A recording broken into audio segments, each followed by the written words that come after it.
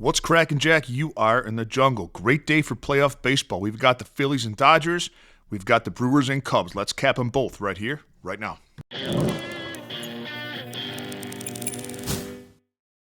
Greetings, everybody. Welcome back to the show. And for joining us for the first time, welcome to the jungle. We're going to break down both Game 4s in Major League Baseball today, and I'm going to leave two links for you in the comments section. The first link is for my $5 favorite play of the day. And for just $5 and no further obligation, you get my best baseball bet of the day text to your phone. The second link is to become a Jungle member.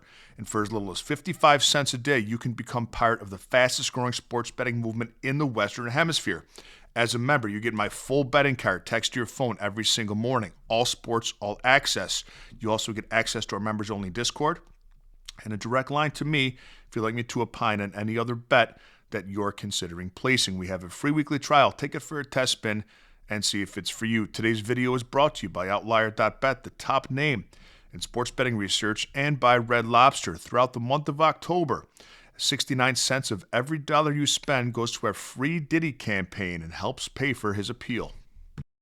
First game up, Phillies at the Dodgers. Dodgers up 2-1. They're going with Tyler Glasnow. Philly countering with Christopher Sanchez, the lanky lefty. Glasnow came out of the bullpen in Game 1. He pitched 1 2/3 innings. He allowed 2 hits, no runs, struck out 2, walked 2. Regular season, Glasnow had an ERA of 3.19 and a WHIP of 1.10. We're used to seeing better numbers from him.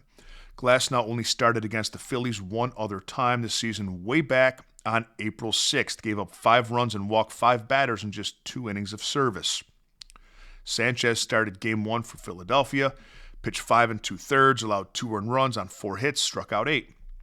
His only other start against the Dodgers was also in that same game, way back when, April 6th. He allowed 4 runs on 6 hits in 5 2/3 innings. He struck out 9 in that game. During the regular season, he had what I like to call a Cy Young adjacent year. He was brilliant. Both teams in the limited time they've seen the opposing starting pitcher today have had good success. And both teams will do whatever they have to out of the bullpen in terms of using starters, etc., things that are unconventional. But what we can do is look at how successful relief pitching in general has been this postseason for these teams, including starters that come out of the pen. And the Dodgers have a bullpen ERA of 7.04 this postseason. Philly, 4.73, not very good, not desirable, but much better, 7.04. But what's alarming is the Dodgers' WHIP out of the pen. And if you're unfamiliar with WHIP, it's walks and hits per innings pitched. So essentially how many base runners you allow per inning. A good WHIP is like 1.1, 1.2 is pushing it. The Dodgers are at 2.22 out of the bullpen this season. Philly 1.35. So essentially the Dodgers bullpen, any kind of relief pitching, allowing 2.22 base runners per inning. That's unbelievable. And remember, this Dodgers team, it's their second playoff series, so Philly's bullpen is more rested. Offensively, the Dodgers are batting .278 in the postseason, but just .208 in this series. Despite being down 2-1, the Phillies are batting .250 in this series, and this is their only series of the postseason. Their losses that they have, the Dodgers were both very close, Games 1 and 2. Dodgers are slugging just .317 in the series, Phillies slugging .430. Big difference there.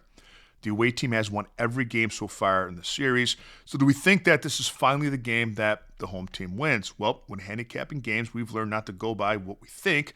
We learn to go by trusting the data in front of us. That's what gives us an edge. And the data here is telling us that Philly has the advantage in every way here. Starting pitching, anything out of the bullpen, and current offensive form. Take the Phillies on the money line for plus money to push a Game 5 back to Philadelphia. Brewers at the Cubs, Milwaukee up 2-1, and I think that the Cubs are in trouble here. Milwaukee's going to have a massive pitching edge in this game. At the time I'm recording this video, there's no official starters listed for either team, but we can infer that it's going to be Freddie Peralta for the Brewers. And whether the Cubs use an opener or not, I think they have no choice but to go with old country boy Matthew Boyd again. Boyd did not make it out of the first inning against the Brewers in Game 1. Yes, the Brewers used a lot of bullpen yesterday, as Quinn Priester didn't make it out of the first inning either, but it was well managed by Pat Murphy. Quintana ate up 3 innings, and Anderson ate up 2 innings. So he was aiming for this. He was trying to conserve some bullpen because he knew it would probably be Game 4. And remember, this is their first postseason, so they came in rested. But the Cubs also used 5 bullpen arms yesterday.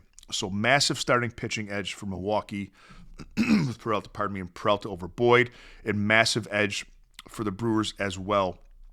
Bullpen-wise, is they have the lowest postseason bullpen ERA, 0.50. It's not even close with anybody else, and a whip of just 0.67, which is unheard of coming out of the bullpen in the postseason, even for just a short 3-game sample size. Milwaukee's batting .301 in this series, and they're slugging .476. The Cubs are batting .189. They're slugging .368. Milwaukee has outscored the Cubs 19-10 in this series. Take the Brewers on the money line to close it out. Let's have a day, Jungle Nation, and I'll see you tomorrow with a little more money in your pocket.